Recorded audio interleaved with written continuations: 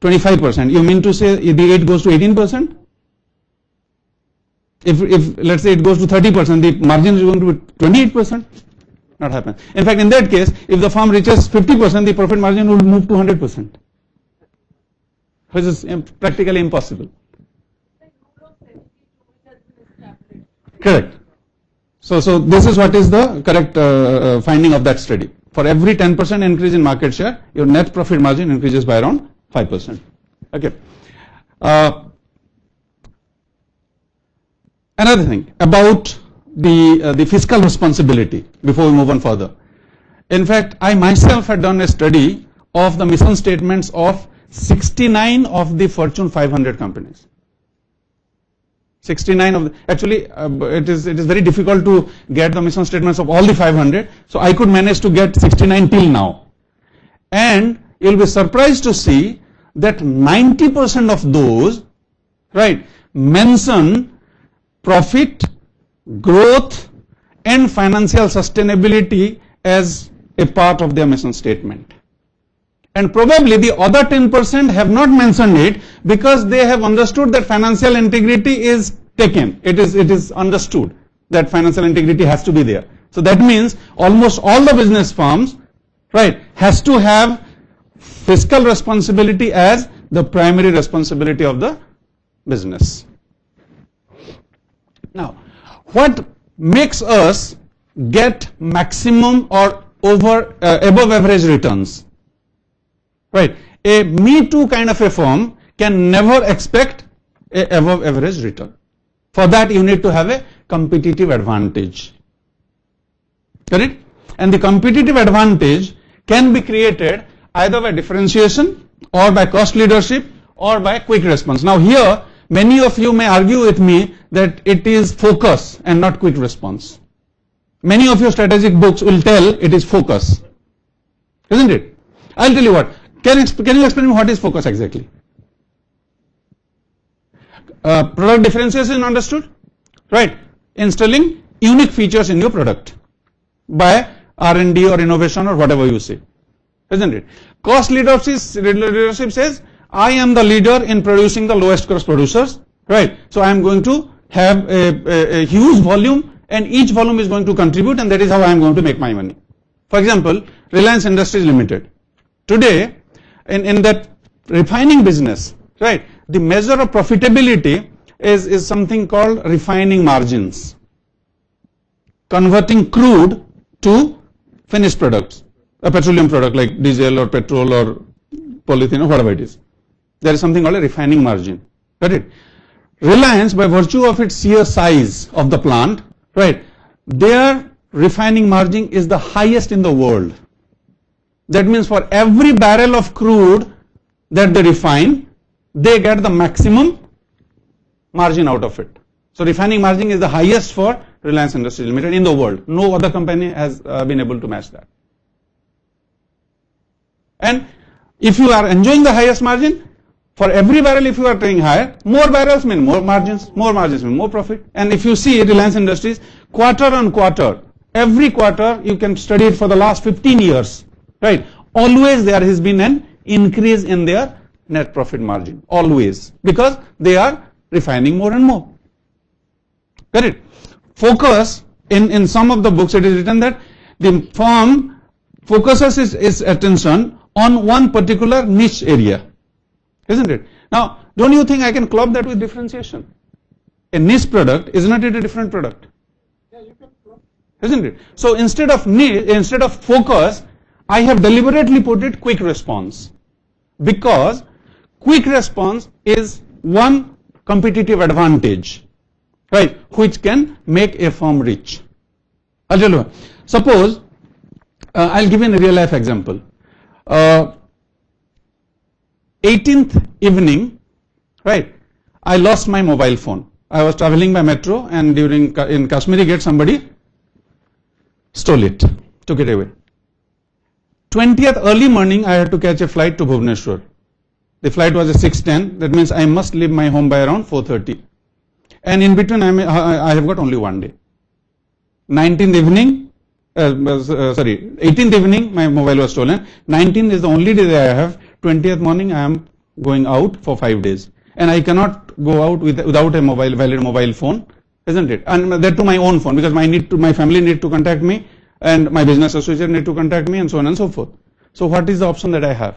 First thing that I did once the moment I reached home is call Airtel and say block the services to this number. Second question is, how do I get a duplicate SIM? And they say, it is too late now, next day morning 10 o'clock go to this shop, right, fill in this form, submit this document, submit a photograph and get a duplicate SIM down. Second option, I need a handset. Got it? How do I get a handset? Either I go to the market, start shopping for this thing, isn't it? Or, and that day I have got so much of work that it is virtually impossible for me to get out and go. You know, I had 3 classes lined up in the college. And that too at times, right, in between there was absolutely no time for which I can go out, buy a phone and come back. I searched for the, options at Flipkart and Amazon, right? And then I found that a particular time, it says 1 day guaranteed delivery. 1 day guaranteed delivery. I'll have to pay some 90 rupee extra and they will ensure that the phone reaches me by 19th evening. Isn't it? At that point of time, I was not bothered whether I am going to get a Samsung or a Apple or a Lenovo or whatever it is. My priority was to get the bloody phone because I need it early in the morning. Isn't it? So whoever promised me the 1 day delivery, I had to click that option, and next day before 6 o'clock the phone got delivered. By the time the SIM card had come, I assembled those two and flown in the morning. Isn't it? That is what is the value of quick response. Another example. While coming, now you know that on an aircraft you cannot, your phone is non-functional, isn't it? That means only after the flight lands, then only you can make use of your phone. Got it? After landing over there, right, it was 12:30 in the night. Got it? And I needed a taxi service urgently so that the taxi can take me home at the earliest, isn't it? There also I used the quick response method. What I did, Ola cabs, right? There is an app installed on my mobile. I just click on that. It says the nearest cab is 1.5 kilometers away and can reach you in 5 minutes. Call now. There are two options. Call now, ride now, ride later. The moment I said right now, isn't it? A message has gone to that driver that this is a gentleman who wants to contact you. And in 6th minute, the guy was there in the airport to pick me up. Barely I got down from the aircraft and was about to get out of the gate and the car was ready. Almost it is my own suffer-driven car and the driver is waiting for me. Isn't it? Do you think it is a competitive advantage for Ola cabs which provided me taxi service? I'm sure you must have availed the services of a radio taxi. And what they say, 45 minutes before you have to give a call. And we can confirm. Even if you do a booking previous day, they will say we can confirm only before 45 minutes. Right? And here is a guy who says, in 6 minutes I am going to give you a cab. Correct? So either of the three, differentiation, cost leadership or quick response, this, in fact, either of the three or a combination of the three or combination of any of the two is going to give you a competitive advantage. Right? And the moment you have got a competitive advantage, your profitability margin, right, is going to be above average. That is for sure. Okay. And you create more economic value added, isn't it? And more market value added. Now what happens is in this process, your differentiation, cost leadership, quick response and competitive advantage, right, this is what created the value for the customer. Isn't it? So the customer sees value in these three, right, and they purchase your product and services. So what you did, you created value for the customer. Now of that value, you need to capture that value for the investor, and that is done by superior profit performance. Correct? So create value for the customers and capture that value for the investors. Very simple. What I am trying to do is, right, compartmentalizing these strategic concepts with respect to the customers and investors so that you have a clear understanding of the entire scenario. Correct? So the first gives you competitiveness, makes you superior to a competitor. Because of that, more customers come to you. You offer value to the customers at a price, at a margin which is more than anybody else charges. thereby create value for your investors, isn't it? And that gets reflected in your financial performance. Clear? Now, here again a research report, right, wherein there are firms where I have tried to combine the two major competitive advantages. Differentiation advantage, cost advantage. Some firms, they use only differentiation advantage. So for them, here these are high, but they don't talk about this. In other case, cost advantage, many firms, there are some which use both. Okay, and if you see, those firms which have neither, the profitability percentage is much less. All of them less than 15%. In some cases, it is just as low as 2.9%. But if you look at the last column, who value both differential advantage as well as cost advantage, and you see the profitability figures. Right? That is what is the power of adopting to a competitive advantage. If we adopt to only one, here this firm has only cost advantage, no differentiation. So the profitability range is somewhere around 20%. Here, when you focus on both, the profitability percentage is more than 30% invariably. Isn't it? So if you add, I have not yet added the third dimension to it, right, because not many people do it. If I add that, probably you will have another astounding results. Now, as we all know, differentiation is basically difference in product features, after sale service. In fact, Maruti is very successful in India is because of its after sale service. Even if every single day you find a new model of car is being launched, isn't it? But nobody can beat, say, Maruti as long as its service performance is concerned. Desirable image, right? You purchase a BMW or a Mercedes not for this after sale service or anything else. You want to have that image. Technological innovations, reputation, so manufacturing consistency, status symbol. There are many products which sell status, a diamond ring. It has no practical utility as such. Right? But give it to a girlfriend or wife and love will start flowing to you all of a sudden. Isn't it? So there are some which are for status symbol. Now, what do we mean by cost leadership? Low cost position relative to competitors, economies of scale, learning curve effects, as in when you kind of keep producing, you learn from the processes, fine tune your processes, increase efficiency, and increased efficiency gets more money for you. Profitability increases. Less spend on R&D because you don't invest in getting a new product or a new concept tested. What do you do? How to further reduce the cost, right? By streamlining the production processes. Minimal advertising. You know that the cost of my product is so low that people are automatically going to buy it, so I don't need to spend anything on advertisement. Promotional efforts, they stress price comparison. Whenever you have a firm which enjoys cost leadership, you will always see my price is this, others price is this, price B is this. So I am always lower cost as compared to others. Plain vanilla goods and services. They are called no frills products and services. You will not find any kind of product differentiation over there. And customers balance the benefits, right, against cost in judging value for this product. So always value for money. Quick response. This is a competitive advantage by shifting focus to response times. Isn't it? Probably the one company which has benefited greatly from this quick response is FedEx. Parcel delivery service, isn't it? And whichever market they have entered so far, they are always the number one. Why? Quick response. Okay, I can tell you a story. It is actual happening actually. I'm sure you must have heard of this case study once. What happens was, there was a life-saving drug, right, which was supposed to be delivered to a hospital, right? And it was given to FedEx. It was to be, shipped from one city to another.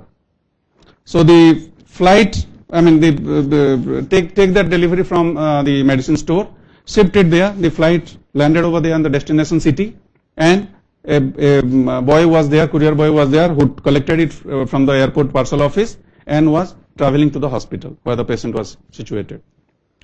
And in between, because of a breakdown of a large truck on the road, the traffic was jammed. It was blocked. And there is no certainty that the road is going to get clear in the next half an hour, 1 hour or so.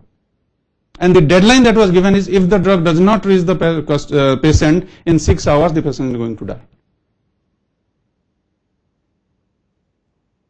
Right? What would you do? What this courier boy did was, right, he called up the office through his mobile phone. He said, I am stuck here and no way I can make it to the hospital before the designated time. Got it? The head office, right, sent a helicopter with a rope ladder.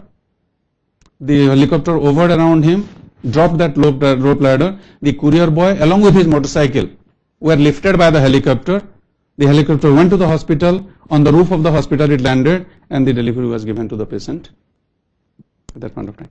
The courier company had earned just $10 from this transaction, right? And they had spent more than $1,000 in hiring the helicopter. Did they charge more to the customer? No. They said, if we have promised that the product is going to get delivered at this particular time, we'll ensure that that happens. Correct? And this case study, right, when it was publicized and this customer was all gaga about FedEx services and all, their market share increased. There's just one incident and the market share increased by 13%. That's the power of quick response. Okay. This form of competitive superiority seeks to provide the quality and cost customers want faster than the competitors. See, fundamentally it is very, very simple. What does a customer want? A customer wants a better product, differentiation, at a cheaper price, cost advantage, and faster, quick response. Simple. There's no rocket science in it. Isn't it? A customer simply wants a better product at a cheaper price and faster. As simple as that. Intel says speed is the only weapon that we have.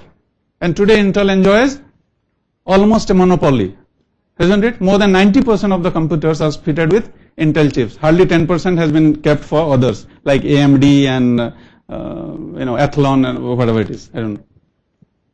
Getting it? And tell me one thing. If Intel knows that in the present i5 market I already have 90% share, right? Why the hell I should invest money in inventing a i6? Do they think that way? No. The moment i5 is launched in the marketplace, their R&D is already working on a i6, which is going to come up in the next 3 months' time, which is more powerful, faster, and cheaper. Getting it? I remember today with 35,000 rupees, you are going to get a laptop, right, with 1 terabyte of hard disk, got it? 8 GB of RAM, and the sound card and whatnot, right, with Windows 8 operating system and all. In 1996, the first computer that I purchased was a monochrome, right, 256 MB of RAM, right, and 1 GB of hard disk for 35,000 rupees. Correct it? So these companies, they always have their eyes on the ground, right, to how to create product, right, which is faster, which is cheaper, and which is better value for money for the customer. Value added time. In this case, what is the value addition is being done? Time value addition is being done. Many firms use quick response to improve cost leadership and differentiation. If you have observed, you have these massive projects. Some runs into thousands of crores, isn't it? And the financial planning and forecasting is all done before the start of the project. The moment a project gets delayed, its financial viability reduces to a large extent. Every single day of delay right, caused a huge loss of money, right, to the investors. If you remember, there is one gentleman, Sridharan, who is the head of DMRC. You know what is his record? In his entire life, whatever projects he has handled, always the projects has been delivered before time. It's a record. In his entire life.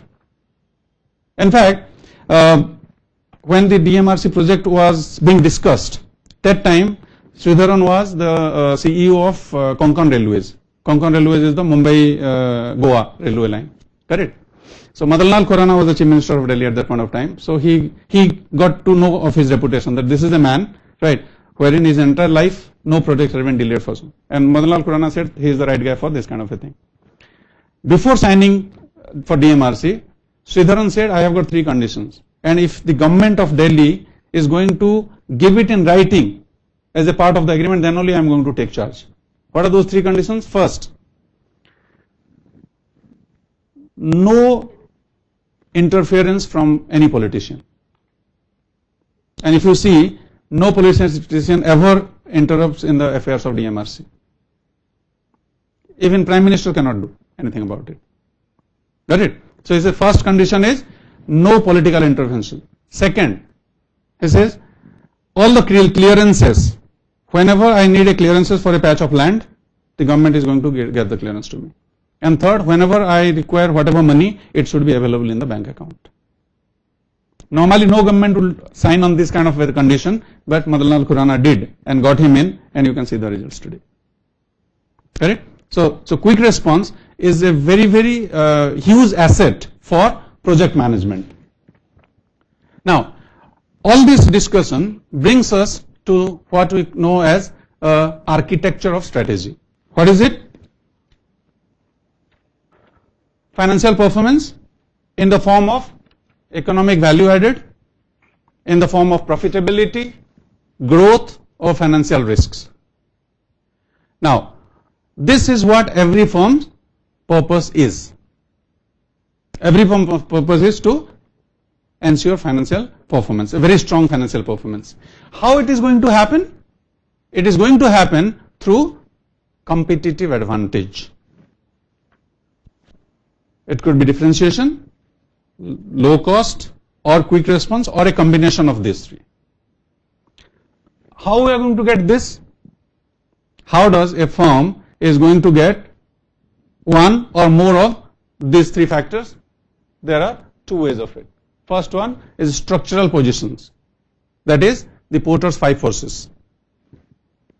Rivalry, customers, entrants, suppliers, and substitutes. And the second part, now this is something which is outside of the firm's control and capability. Got it? And the other part, which is internal to the firm, are process execution. How fast we can increase our response time to fulfill a order, to fulfill the market. Product development, demand management, order fulfillment. Right? This is for a standalone company. This is for a standalone company. If you are a part of a larger group, if you are just one of the strategic business unit of a umbrella group or umbrella company, you have got certain more advantages. What are those? You enjoy core competencies. Right. For example, if you are a part of, let's say, Tata Group, isn't it? So the product from day one has got a brand. That is, it is a Tata product. Right? It is the market power. Does a brand attract market power? Of course it is. Brand gives a tremendous market power. Right? Shared infrastructure. You may not have your own facility from day one, but you can have a shared one with an existing businesses. Isn't it? Yes. Or let's say you have got a place like Delhi wherein the real estate cost is pretty high, isn't it? Now one Tata company is already existing in a particular place. Now this new company says, just give me 1 table and 1 chair in your premises and I operate from there. So same infrastructure is getting used by the other one. Balanced cash flow. Even if the firm doesn't make profit from day one, the money keep coming in from the parent organization till the firm kind of stands on its own feet. If you remember, when Pepsi entered Indian market way back in 1987, do you know how many years it took for Pepsi to make the first single rupee profit? Any time period? If let's say 87, they started their business in India, by which year they should have turned profitable? Yes, in 2002, they made the first profit. That means for first 15 years, they kept making losses and losses. Right? But it was for a purpose. What was the purpose? To be the market leader. So we can compromise on margin or profitability, but we want to be the number one market. And for that 15 years, who funded the company? Pepsi Global. Got it? And today, the per year profitability of Pepsi is more than enough to wipe out the losses of the first 15 years. In the same case, Reliance Communications suffered a loss for first 3 years. Yes. That happens. So if you have you are an arm of a bigger firm, that helps that if you are not pressurized to make profit from day one. So you can pursue your plan, right? And as and when the firm is supposed to make a profit, you make profit, and there is no pressure on that. Transnational advantage. By virtue of being a part of a global brand, your products, right, are there is no market restriction for the product. If it is not succeeding in your home market, there is another market sitting right out there, right, where there is a huge market for that. How can a core competency can be part of an enterprise? It can be individual. It can be also individual, no? It can be part of core competency, organization. Yeah. So how you are getting that it can be only a part of an enterprise? No, I didn't say that. No. Yeah. You see, you have competence.